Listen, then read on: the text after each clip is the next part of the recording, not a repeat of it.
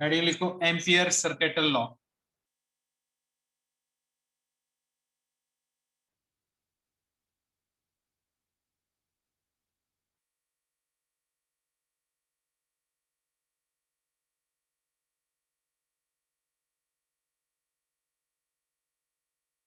अब देखो ampere circuital law क्या है। एम्पियर ने क्या कहा?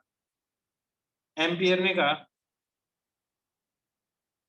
ये करंट कैरिंग वायर है,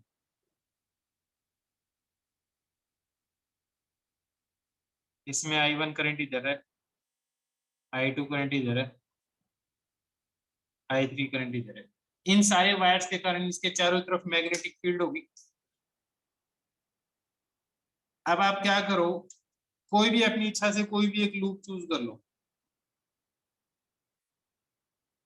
कोई भी एक लूप चूज कर लो।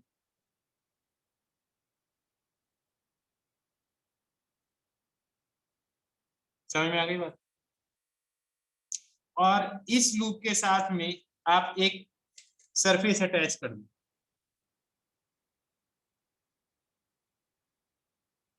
ये सरफेस अटैच कर दी, हाँ या ना? क्या ये बात समझ में आ गई?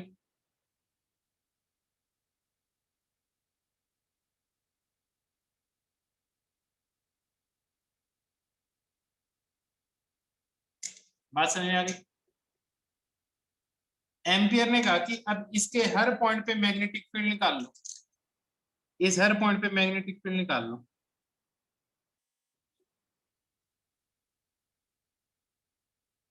और ये छोटा सा एलिमेंट डीएल ले लो।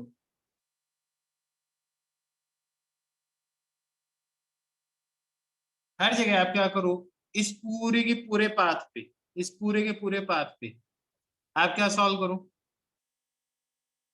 बी डॉट डीएल करो। और पूरे पाथ के लिए that is closed line integral, इसका मतलब क्या है? इस पूरे पाथ के ऊपर आप इंटीग्रेशन करोगे, B dot DL, B dot DL, B dot DL. यहाँ पे बी क्या है? बी नेट मैग्नेटिक फील्ड है। बी क्या चीज है? Net magnetic field.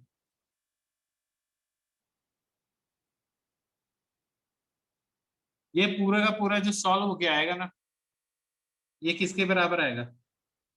Mu naught times in सारे करंट का सम, I1 प्लस I2। ये माइनस I3 करो, सेम डायरेक्शन में जा रहे हैं उनको ऐड कर दो, उल्टी डायरेक्शन में जा रहे हैं उसको क्या कर दो, माइनस कर दो, तो नेट आई लिख दो।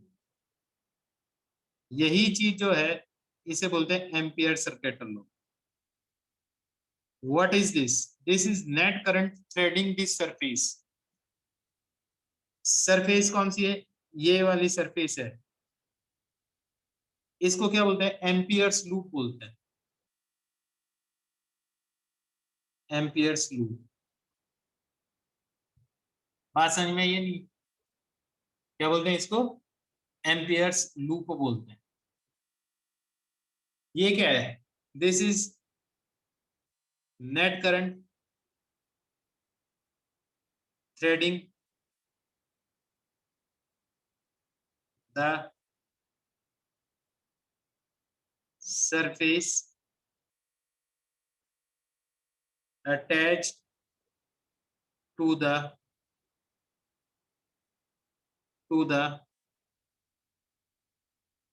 amperes loop। बात समझ में आई? बिल्कुल गॉस लॉ की तरह ही है। तो लिखो ampere circuital law states that, लिखो ampere circuital law states that, ampere circuital law states that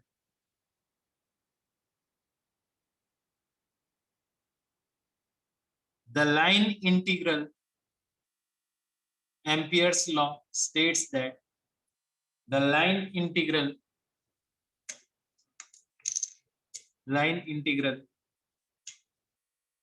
of magnetic field, line integral of magnetic field over any closed loop, over any closed loop over any closed loop is equal to is equal to is equal to is equal to the current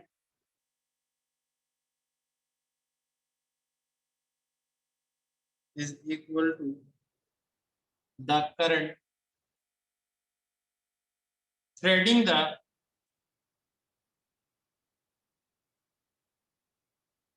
बेटा ये surface थोड़ी line के साथ integrate कर रहा है ना, DL के साथ, डीएस थोड़ी कर रहा है, सरफेस एरिया थोड़ी ले रहा है, लाइन इंटीग्रल ले रहा है। Is equal to net current threading the surface attach to the loop, that is इसके साथ में, इस लूप के साथ में आप एक सरफेस अटैच करोगे।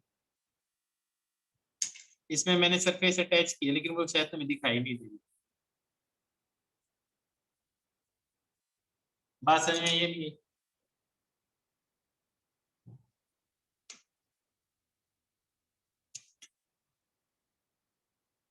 बात समझ में आ गई?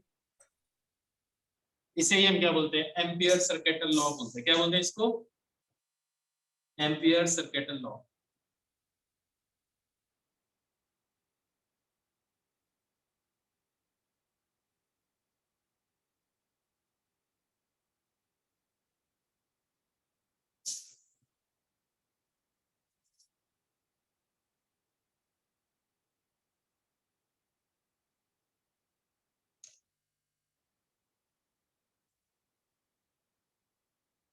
बी क्या है यहाँ पे? नेट मैग्नेटिक फील्ड है, दैट इज, मान लो ये आपका लूप है,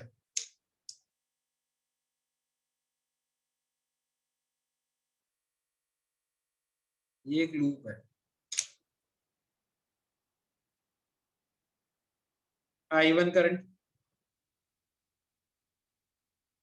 I2 current, I3 current, I4 current, I5 current. समझ में आ गया? यहाँ पे अगर तुम इसके लिए फॉर्मूला लिखोगे तो तुम ऐसे लिखोगे बी डॉट डी एल, ये आपका एम्पियर्स लूप है,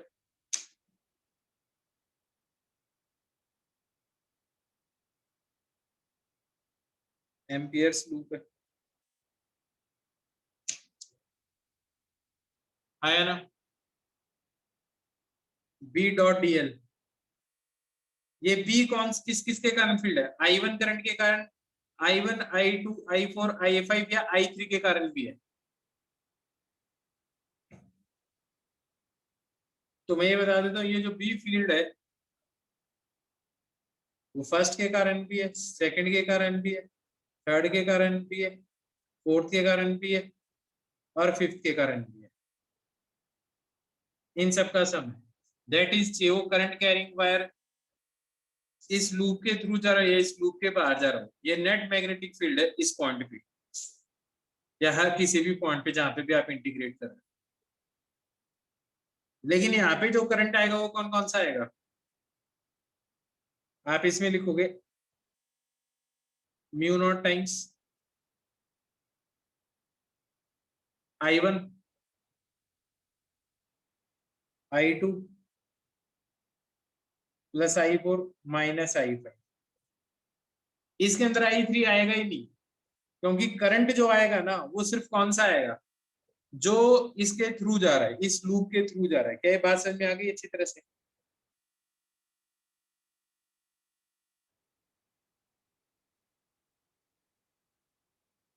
क्या ये बात समझ में आ गई सबको?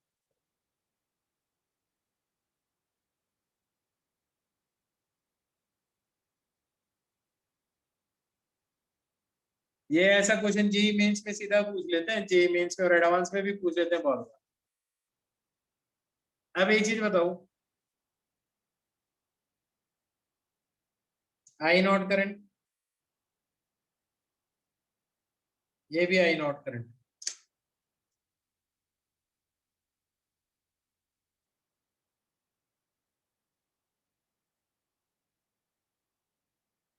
इस केस में बी डॉट डीएल क्या आएगा?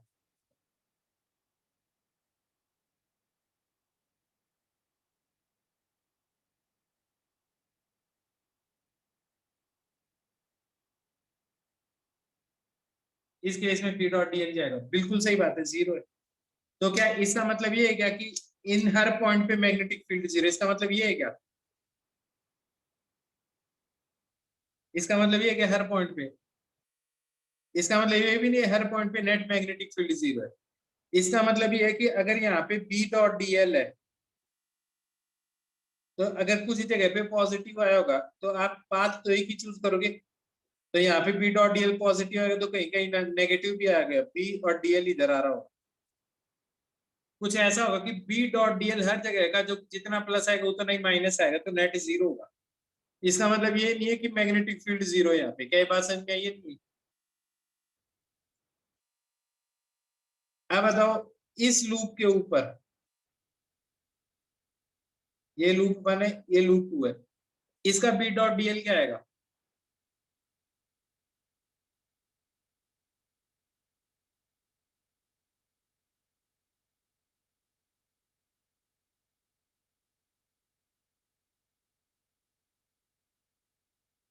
ऑब्वियस सी बात है, mu naught into I not है।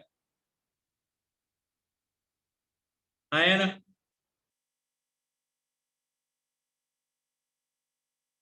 इसका बी डॉट डीएल क्या आएगा?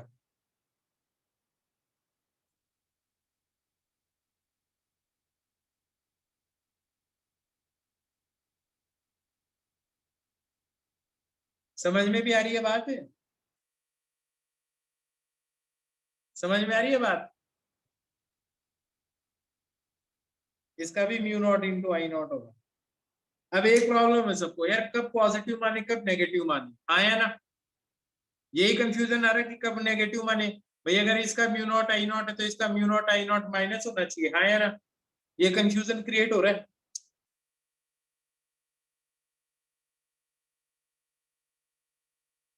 तो अब सुन लो क्या इसका मतलब क्या है। मान लो ये करंट की डायरेक्शन आई नॉट करंट है।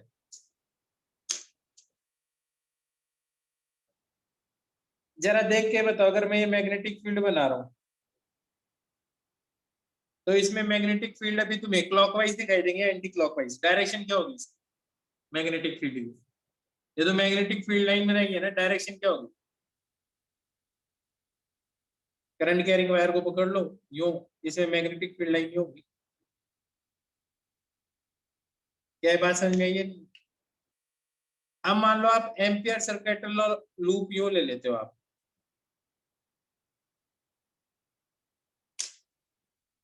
अब अगर आप डीएल लेंथ यूं चल रहे हो इसके अलावा, डीएल लेंथ यूं चलोगे,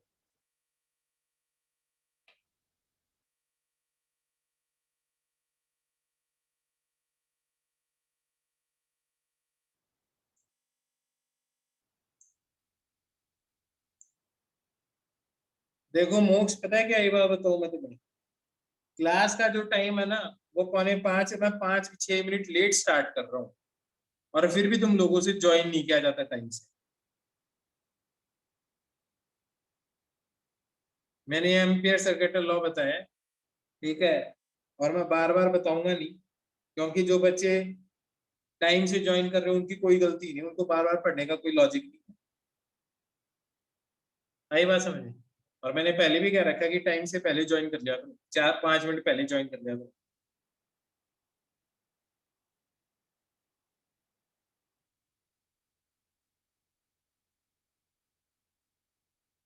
एम्पियर सर्किट लॉ बताया, B dot dl mu naught I के बराबर होता है, ये बताया मैंने अभी। Close line integral of B dot dl equal to mu naught into I. अब जरा एक चीज देखो, अगर तुम इसमें डीएल लेंथ इधर चलोगे तो इस पॉइंट पे आपको मैग्नेटिक फील्ड भी लगभग इसी डायरेक्शन में दिखाई देगी। तो बी और डीएल के बीच का एंगल कैसा है, एक्यूट है या ऑब्ट्यूज है?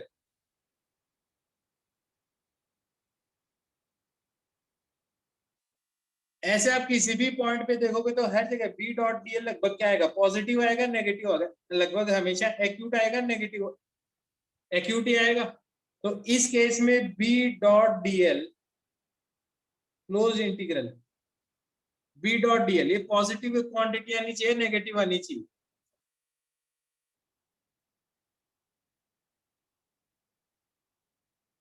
तो आप लिखोगे mu naught into I naught. लेकिन आपका पाथ यही है, लेकिन आपने डिसाइड किया कि आप इस डायरेक्शन में चलोगे डीएल। अब बी डॉट डीएल कैसा आएगा आपका, अब आप यूं चल रहे हो, इस पाथ के अलॉन्ग यूं चल रहे हो बी डॉट डीएल करते, अब कैसा आएगा, तो मैं पता ये क्या आएगा, नेगेटिव आएगा। अब मेरी बात समझ में आ गई है नहीं? तो ये पॉजिटिव आएगा या नेगेटिव आएगा, ये किस बात पे डिपेंड करता है,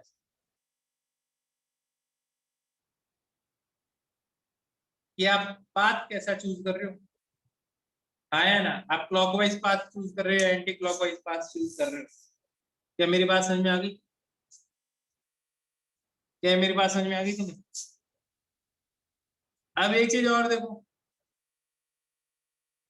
ये I1 करंट है और ये I2 करंट है। बस देख के मेरे को एक बार आइडिया बता देना, ये एम्पियर्स लूप है।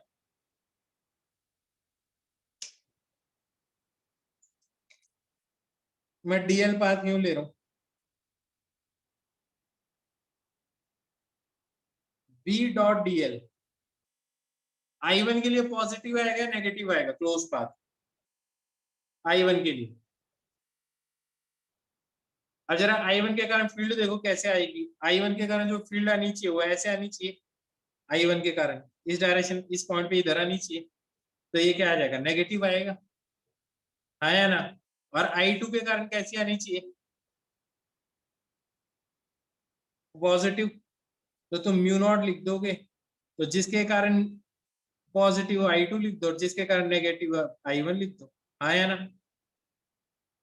और अगर दोनों की सेम ही डायरेक्शन हो जाती,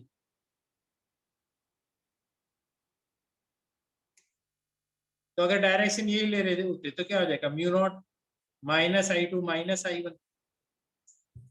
और अगर आप पाथ ये चूज कर लेते तो आपका क्या हो जाता, mu naught I1 plus I2। क्या तुम्हें मेरी बात समझ में आ गई? अब बताओ तुम्हें कोई कंफ्यूजन है प्लस माइनस में, प्लस माइनस में कोई कंफ्यूजन, कब पॉजिटिव आएगा कब नेगेटिव आएगा। ये वेल डिफाइंड तभी कर पाओगे जब अगला तुम्हें कोई पाथ दे कि कौन से पाथ के अलोंग चलना है। अगर नहीं हो तो किसी को भी पॉजिटिव मान लो, किसी को भी नेगेटिव मान लो, क्या फर्क पड़ता है।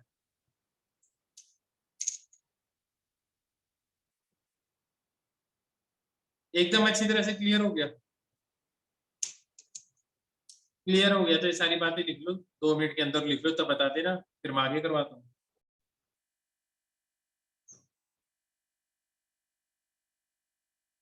अब देखो, magnetic field due to application of Ampere circuit law, हाँ या ना।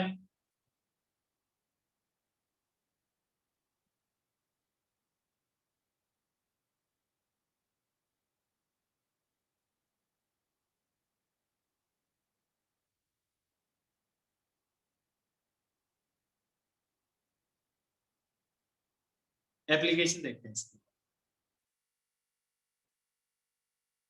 एक इनफिनाइट करंट कैरिंग वायर है I0, इसके कारण r डिस्टेंस पे मैग्नेटिक फील्ड कैलकुलेट करनी है इस P पॉइंट पे। तो आप क्या करोगे, इसके साथ एक सरफेस अटैच करोगे,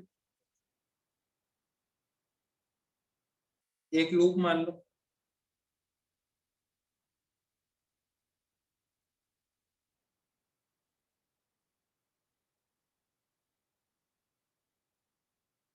आया ना। एम्पियर्स लॉ लगाओ, according two ampere circuit law क्या होगा,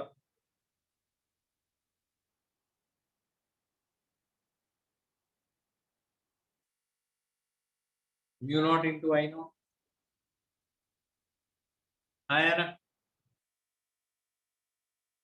इसके साथ में देखोगे हर जगह बी की डायरेक्शन भी यही आएगी और डीएल की डायरेक्शन भी यही आएगी, कहीं पे भी ले लो। बी और डीएल के बीच का एंगल क्या होगा हर जगह,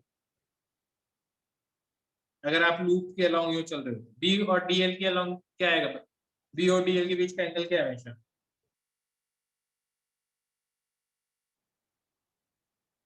हाँ भैया बताओ, बी और डीएल के बीच में मैं, अरे एक्यूट ऑप्टिक्स नहीं पूछ रहा, वैल्यू पूछ रहा हूँ कितना है।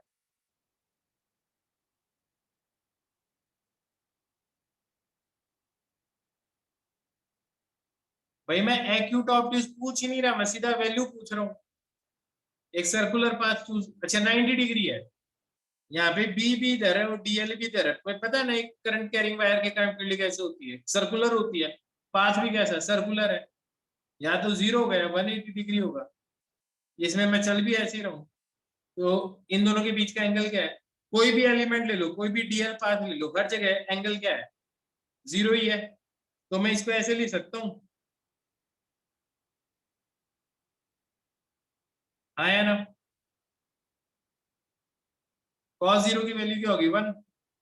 अब बताओ क्या ये बी कॉमन बाहर निकल जाएगा क्या, कांस्टेंट चीज नहीं है, क्योंकि इस करंट कैरिंग वायर से ये आर डिस्टेंस हमेशा सेम ही है, तो फील्ड स्ट्रेंथ इसके हर पॉइंट पे क्यों नहीं चाहिए इस एम्पियर्स लूप के ऊपर,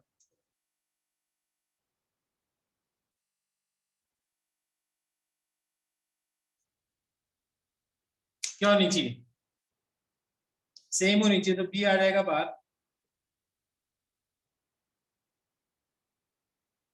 ये डीएल डीएल ये टोटल लेंथ कितनी होगी, डीएल डीएल डीएल ये कितनी होगी total length, 2 pi are.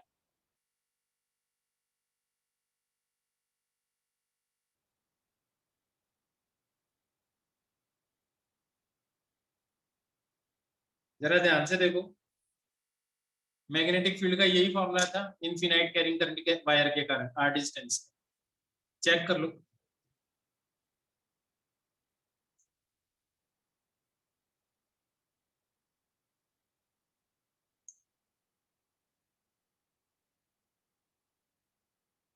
Same ही आ रहा है, बस यही आएगा। सब्जेक्टिव पेपर होता ना तो ये ऐसे ऐसे सॉल्व करना होता आपको, वो जो मैंने sine theta 1 plus sine theta 2 वाला फॉर्मूला सिखाया है ना, वो नहीं है तुम्हारे कोर्स में, ये वाला तरीका है कि इनफिनाइट करंट कैरिंग वायर के कारण जब भी फील्ड निकालनी होती है, लिख लो इसको। Ampere's law is always valid जैसे गॉस लॉ, लेकिन यूजफुल कब होगा, सिर्फ सिमेट्रिक सिचुएशंस में।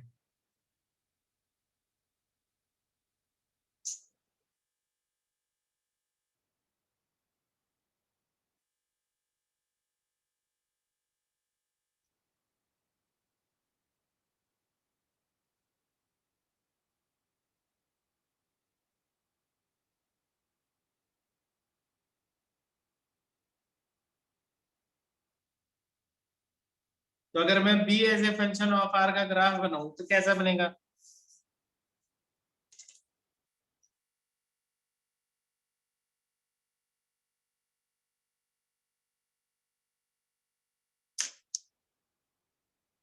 आर की वैल्यू 0 इनफिनाइट, ऐसा ग्राफ बनेगा। B is inversely proportional to r, भाई सिमेट्री का तभी निकाला है, करंट कैरिंग वायर है तो सिमेट्रिक सिचुएशन यही तो है।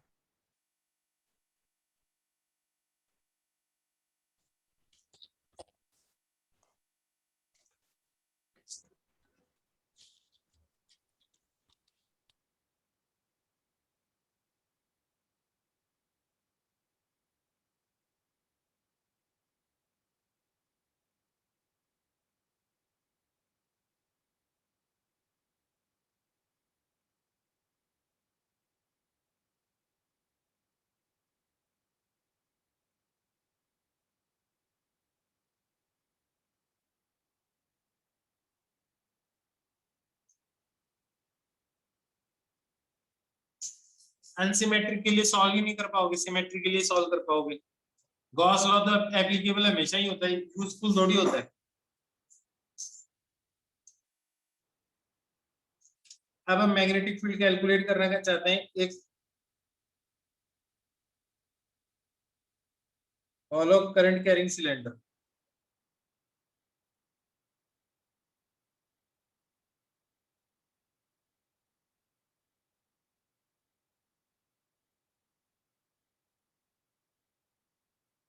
hollow current carrying cylinder, जो करंट जा रहा है ना, hollow है तो ऑब्वियस सी बात है सरफेस के अलोंग ही जा रहा होगा।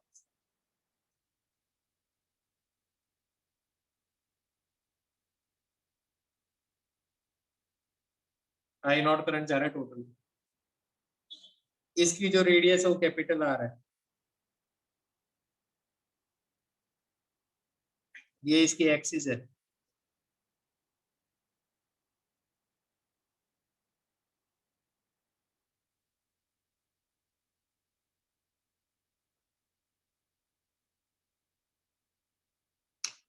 आपको मैग्नेटिक फील्ड निकालनी है पी पॉइंट पे, क्यू पॉइंट पे, दैट इज आर। तो केस वन कब है, when r is less than capital R, और केस टू कब है, when r is greater than capital R. ये दो केसेस के लिए सॉल्व करना है।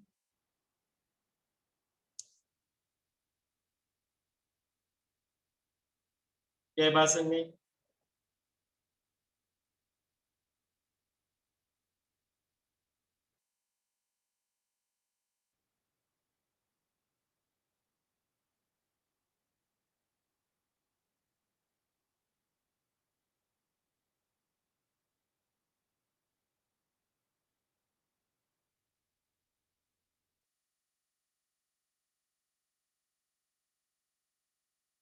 अब देखो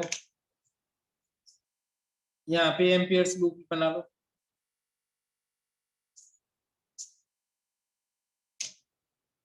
इस जगह बी डॉट डी एल क्या होगा, mu naught into net current, ये तो एम्पियर्स लूप लॉ। इसके थ्रू कितना करंट जा रहा है, इस सरफेस के थ्रू कितना करंट जा रहा है, जीरो।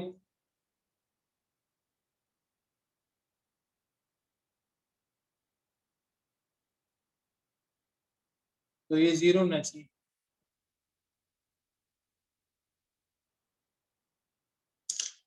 इस पॉइंट पे जो मैग्नेटिक फील्ड है, अगर होती तो वो इस डायरेक्शन में होती या अपोजिट डायरेक्शन में होती, किसी ना किधर तो होती। तो आपको पता है इसके अंदर डीएल का इंटीग्रेशन तो जीरो होगा नहीं, तो क्या चीज जीरो होगी, बी जीरो होगी। हाँ या ना, हर जगह बी का मैग्नीट्यूड तो सेम ही रहना चाहिए, तो कांस्टेंट बाहर निकाल दो डीएल। हाँ तुम्हें पता है डीएल का इंटीग्रेशन तो आपके लिए जीरो हो नहीं सकता, तो एक ही चीज जीरो हो सकती है, बी जीरो। तो अंदर हर पॉइंट पे क्या चीज जीरो है, अंदर वाले हर पॉइंट पे क्या चीज जीरो है।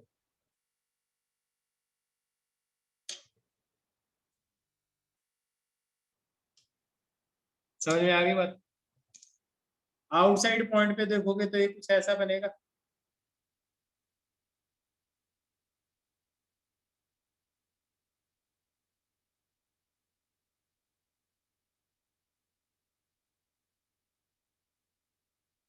हाँ है ना। इस बार रेडियस आर ये मान लेते हैं, इसके लिए क्या होगा,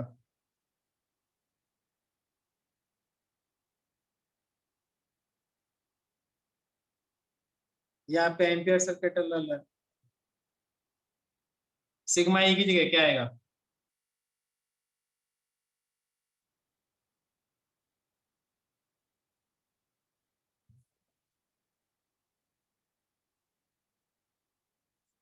आई नॉट।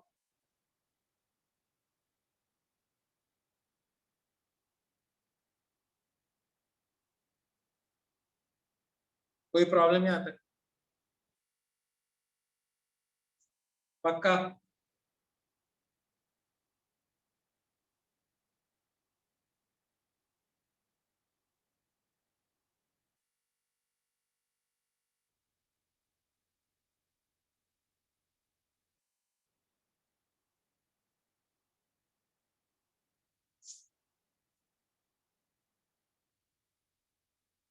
पक्का कोई प्रॉब्लम नहीं है ना?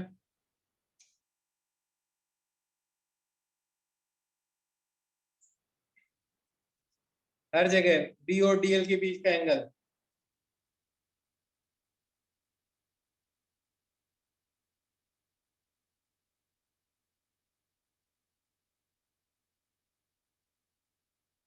हर जगह बी सेम आएगा क्योंकि इक्विडिस्टेंट है, सिमेट्रिक पॉइंट है।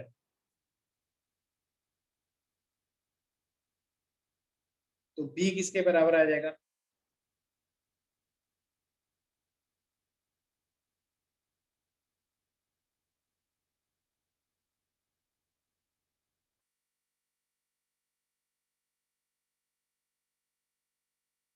क्या बात समझ में आई है?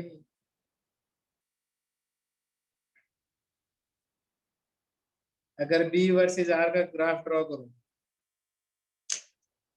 तो तुम्हें ये पता होना चाहिए कि यहाँ तक तो कोई भी फील्ड अंदर तो कोई फील्ड होगी नहीं।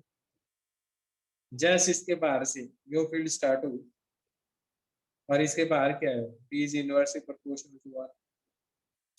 क्या ये समझ में आ गया यहाँ तक? क्या ये समझ में आ गया यहाँ तक? बिल्कुल इन्फिनाइट वायर जैसे ही आएगा।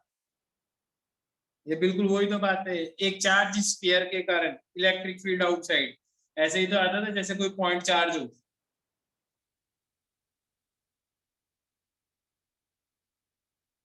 क्या बात समझ में आ गई?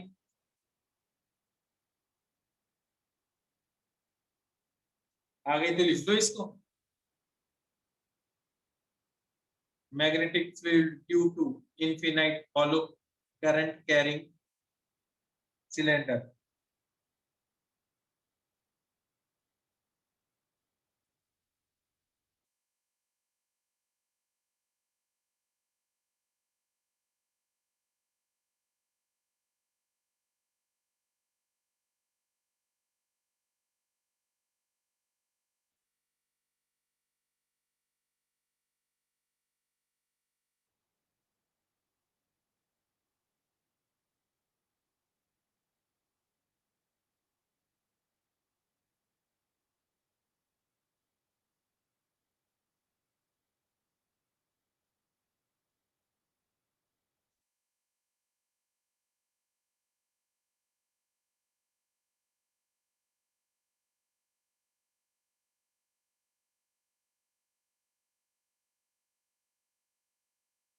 पहले वाले में जय करण ये क्या है, इस लूप के थ्रू करंट तो जीरो जा रहा है क्योंकि हॉलो तो सिर्फ सरफेस के थ्रू करंट ही जा रहा होगा, तो ये चीज जीरो आ गई।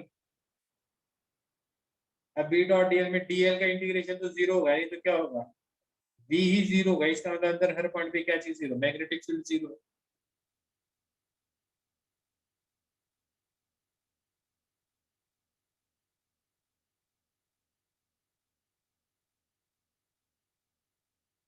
लिख लिया तुम लोगों ने?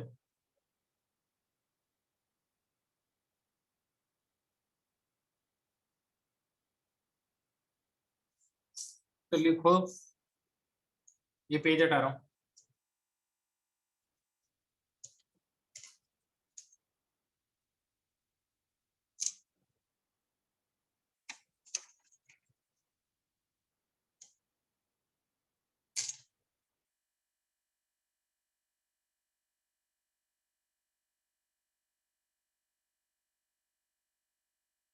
सॉलिड सिलेंडर,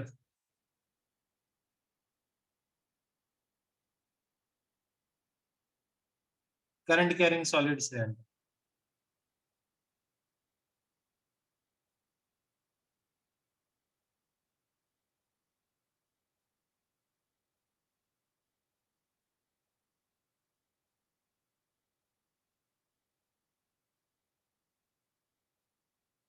कई बात समझे, सॉलिड सिलेंडर है।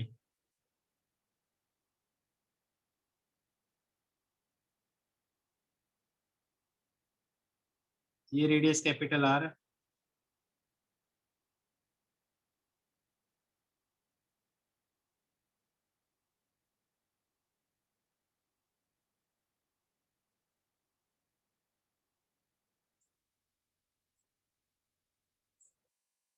और इस पूरे के थ्रू जो करंट जा रहा है वो आई नॉट करंट जा रहा है। सेम ही केस है। केस 1 क्या है? When r is less than capital R. और केस 2 कौन सा है? When r is greater than capital R. हाँ है ना? अब देखो कैसे करेंगे इसको।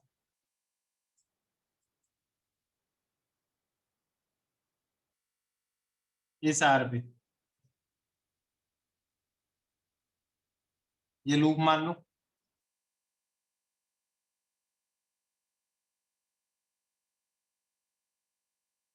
एम्पियर से गेट लॉ। इस लूप के थ्रू करंट कितना जा रहा होगा?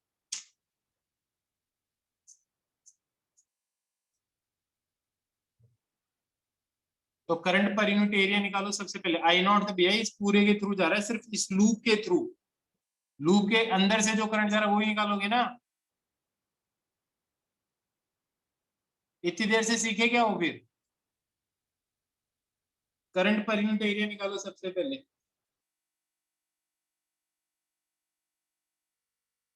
ये करंट पर यूनिट एरिया है।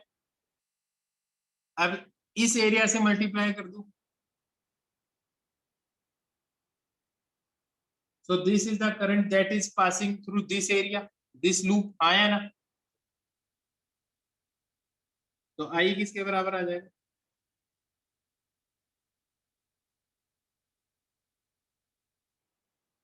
बताओ, यहां तक बात समझ में आई है नहीं?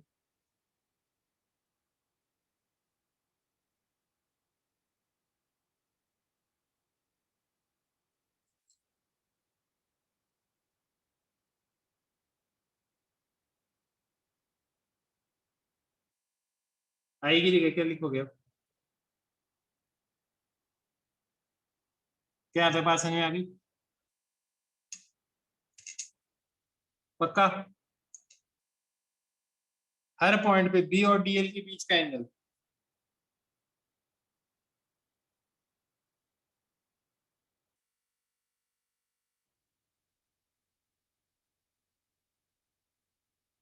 बी हर जगह है बाई सिमेट्री। इस पॉइंट पे इस पॉइंट पे हर जगह मैग्नेटिक फील्ड की स्ट्रेंथ सेम होगी।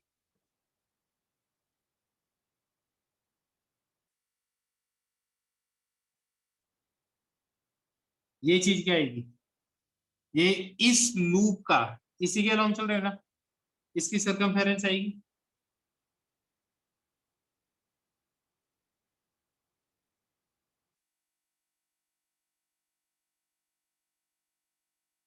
तो बी किसके बराबर आ गया?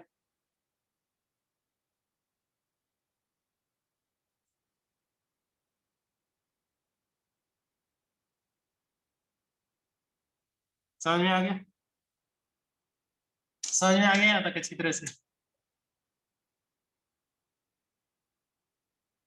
आउटसाइड पॉइंट के लिए अगर सॉल्व करोगे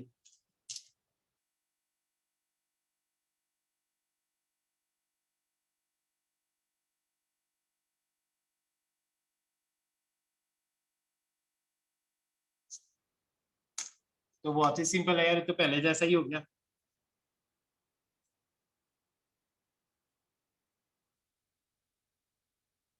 सारा करंट इस लूप के थ्रू जा रहा है।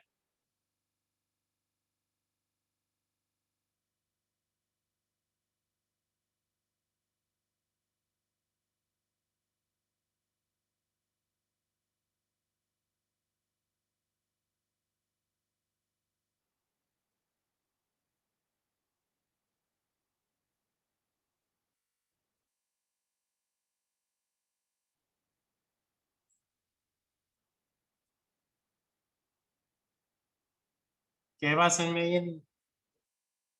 अगर इसमें बी और आर के बीच का ग्राफ अगर तुम ड्रॉ करोगे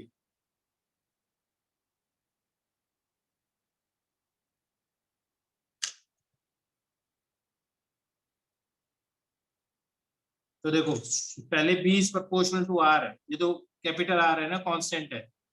तो पहले तो स्ट्रेट लाइन बनेगा, और जैसे इसके बाहर निकलोगे फिर इनवर्सली प्रोपोर्शनल टू आर है। कलर चेंज करना चाहिए था। अब ठीक है। तो B is proportional to r अंदर वाले पॉइंट पे थे, और बाहर वाले पे क्या, B is inversely proportional to r. क्या ये बात समझ में आ गई? ये फॉर्मूला याद रहना चाहिए।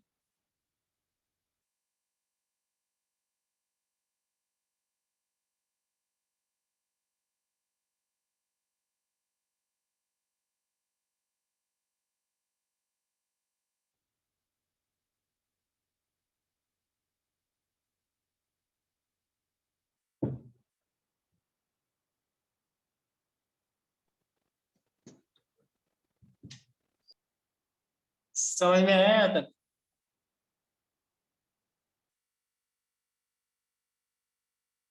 बेटा जी समझ में आया अच्छे तरीके से आगे एकदम? हाँ तो लिख लो इसको।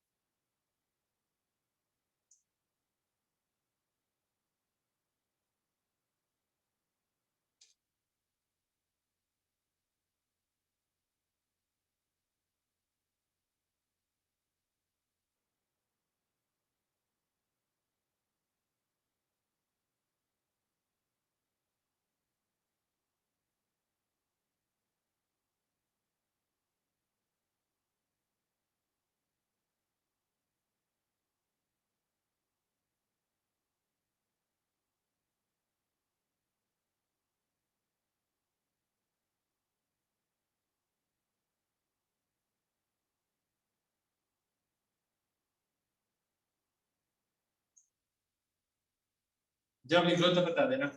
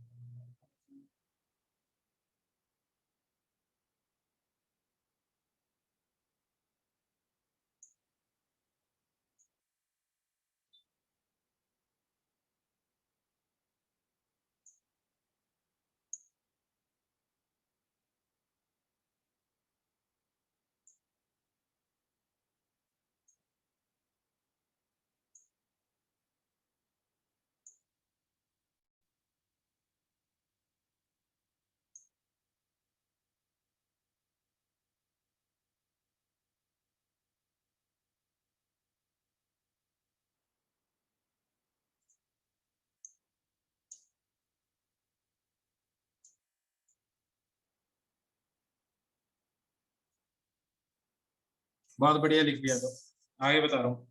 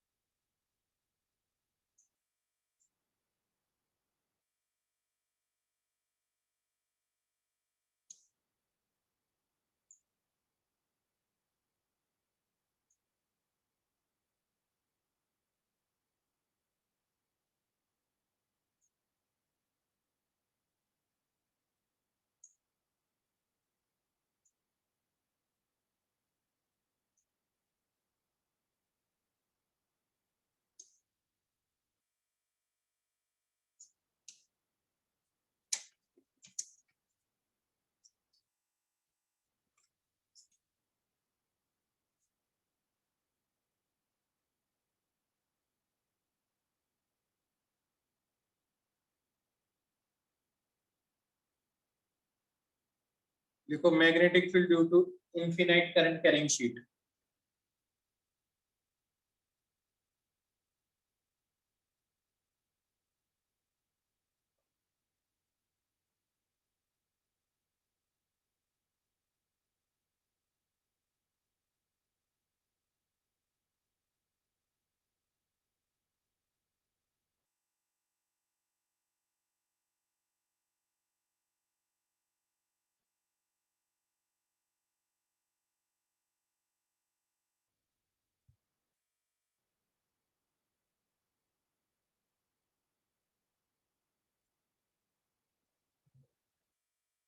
ये देखो,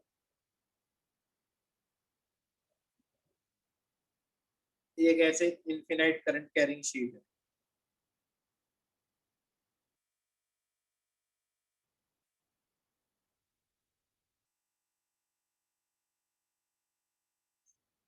इन्फिनिटी तक जा रही है ऐसे।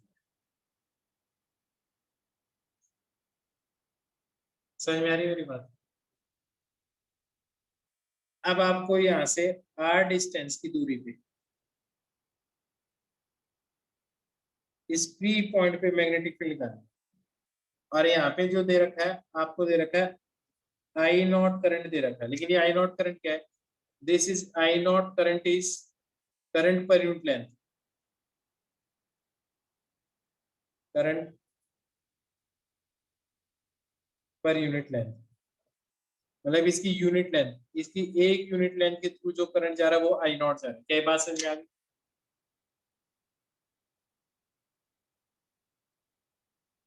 यहाँ तक बात समझ में आ गई?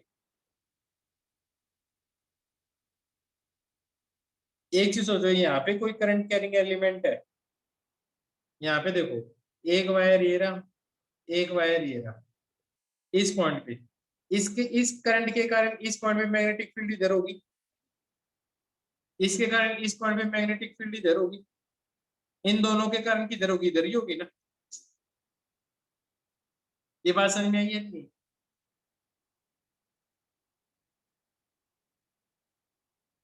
यहाँ तक बात समझ में आ रही है तुम्हें ये वाली बात? बेटा जी ये बात समझ में आ रही है नहीं आ रही है? मैं यूं उल्टा बना दिया ये डॉट के कारण होनी चाहिए थी ऐसी, और अगर ये भी डॉट होता तो ऐसी होती, वरना अपोजिट होती। कोई नहीं, लेकिन बस ऐसा हो जाएगा, अगर ये है और ये है तो इसके कारण इधर होगी और इसके कारण इधर होगी, तो इन दोनों के कारण इधर ही होगी ना। अब ठीक है, तो मैं ये कहता हूं, अगर मैं एक एम्पियर्स लूप लूं तो मेरे को ये पता है इसके ऊपर हर पॉइंट पे मैग्नेटिक फील्ड की डायरेक्शन यूं ही होगी, और नीचे वाले पॉइंट पे यूं होगी। ध्यान से देख लो चाहिए, नीचे वाले पॉइंट पे यूं होगी, ऊपर वाले पॉइंट पे यूं होगी। कोई दिक्कत है इसमें? इन्फिनाइट शीट है तो आप क्या करो, आप ऐसा एक लूप ले लो।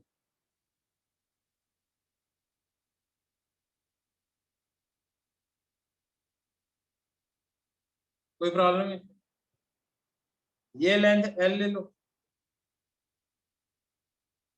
और ये डिस्टेंस कितनी हो जाएगी? 2r हो जाएगी। हाँ है ना?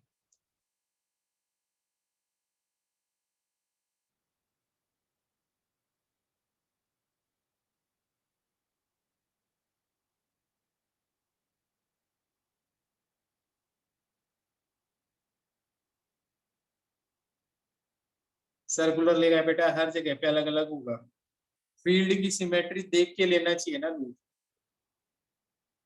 अब देख, अगर तू यूं चलेगा इसमें डीएल लेंथ, तो यहाँ से लेके यहाँ तक बी डॉट डीएल क्या है? ये तो लिखेंगे ना। मैं नेमिंग कर देता हूँ, P Q R S, B dot DL formula ये होना चाहिए म्यू नॉट इंटू वाई। तू समझ जाएगा अब ऐसा क्या हुआ है। ये लेंथ कितनी है? एल, और करंट पर यूनिट लेंथ कितना जा रहा है? आई नॉट। तो करंट कितना जा रहा होगा? आई नॉट इंटू एल। हाँ या ना? यहाँ से कोई प्रॉब्लम? यहाँ से कोई problem?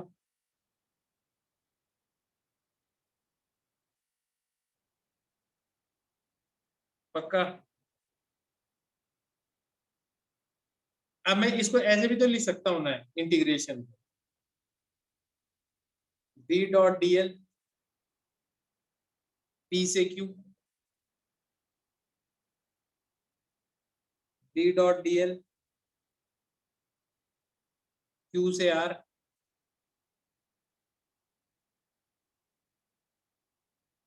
B dot dl R से S, B dot D L, S से पी, एक ही बात है। इसका एक साथ इंटीग्रेशन कर दे, पहले यहां से यहां तक, फिर यहां से यहां तक, फिर यहां से यहां तक, फिर यहां से यहां तक, आया ना? कोई प्रॉब्लम थोड़ी है इसमें, है कोई प्रॉब्लम?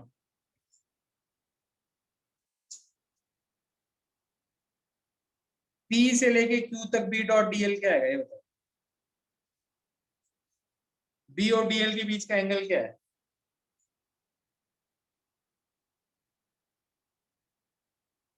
जीरो। तो बी डॉट डीएल क्या हो जाएगा?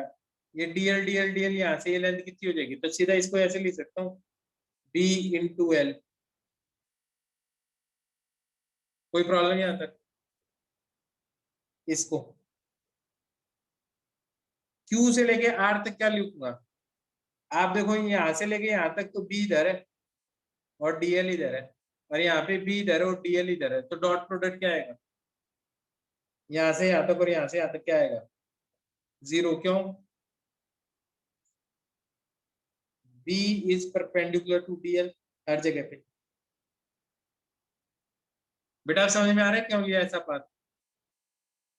फिर आर से लेके एस, आपका डीएल भी इधर ही है और चल भी इधर ही रहे हो, तो इसका क्या आ जाएगा?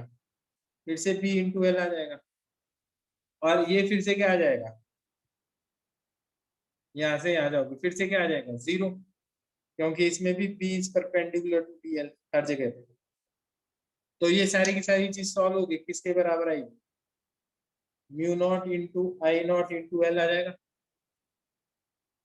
तो two into B into L किसके बराबर आएगा? Mu naught into I naught into L. L से एल गायब हो गया, तो बी किसके बराबर आएगा? Mu naught into I naught by to.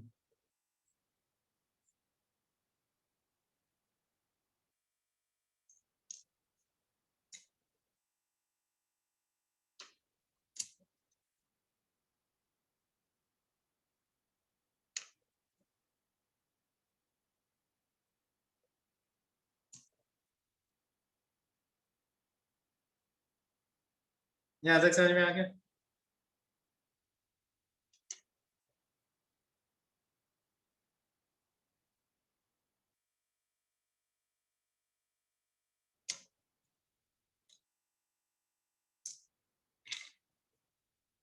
ये बताओ आज जो पढ़ा है वो तुम्हें समझ में आया अच्छे तरीके से एकदम?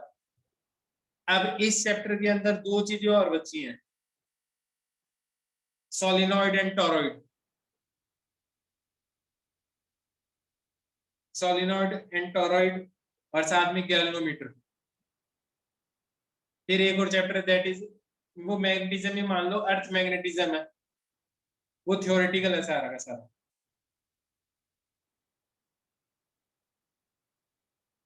फिर खत्म।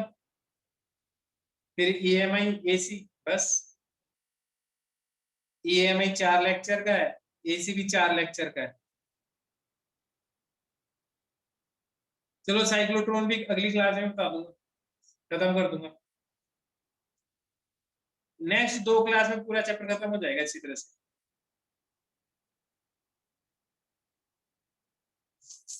फिर हमारा फर्स्ट टर्म का खत्म हो जाएगा, ईएमआई एसी सितंबर सितंबर में आराम से खत्म हो जाएगा पूरा का पूरा। फिर हम क्या करेंगे? बोर्ड की तैयारी करेंगे। आई बात समझे?